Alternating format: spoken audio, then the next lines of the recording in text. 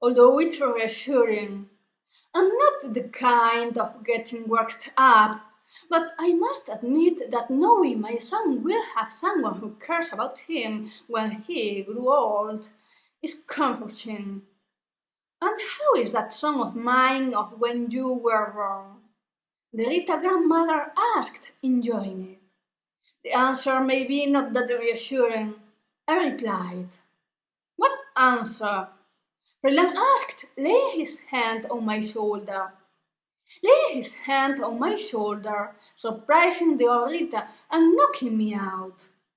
When I regained my consciousness, I felt the cold of the dew, the hardness of the ground, and the tiredness of the waking up after travel. I recognized the symptoms already. Stars in the sky, vegetation in the vicinity. My head hurts, I muttered. Shit, I tore my trousers. You don't eat, and that's all. I only could see legs, but it was Freiland telling me off from the heights. And if your head hurts, you put up with it, like you told me to do. And he said it with all the letters, with not a single sign of compassion. I didn't recall I said so, but the truth is that I neither had that much consideration when he complained. What is more, I think I laughed at him in some point. It's cold, isn't it? I said, sitting up but still not standing up. Yes, it is, he said in an unfriendly way. Where are we? I asked the air, not expecting an answer. The near surroundings looked like a two-wheels muddy path, and grass where there wasn't mud. A few small trees in one side, meadows in the other. I have no idea, but it's worrying the lack of control you have over yours. He seemed angry. What did you tell the old lady? What did you have to answer? Do you really think that's the most important now? I replied, standing up. How is that this time you are the less affected? I don't know. Maybe this time it was me who travelled and you the one that came with me, he said calmly. I looked at him, petrified. Jealous, I would say. I felt comfortable thinking I was the only one that could travel in time and in space. In some extent superior. Freiland smiled with malice. I can see you don't like it. Don't worry, it was you for sure. I woke up lying on you, and I suppose you hurt yourself, or I suffocated you. I don't know for how long we were like that. You fidget. I got up and you should feel comfortable because I tried to move you and I couldn't. I'm tired. But I'm cold, otherwise I could be on the ground. Now you could tell the tiredness in his voice. I told her I was her granddaughter. I said to compensate him. I knew it! He yelled, not bothered at all about the night we didn't know where we were or the danger lying in wait for us.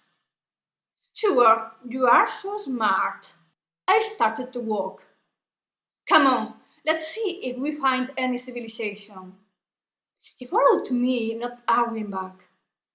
It doesn't look like the city, he said. It's weird your grandmother didn't come with us. Maybe there is a reason why we go from one place to another and that's not what we wanted to. Yes, why don't stop the overthinking?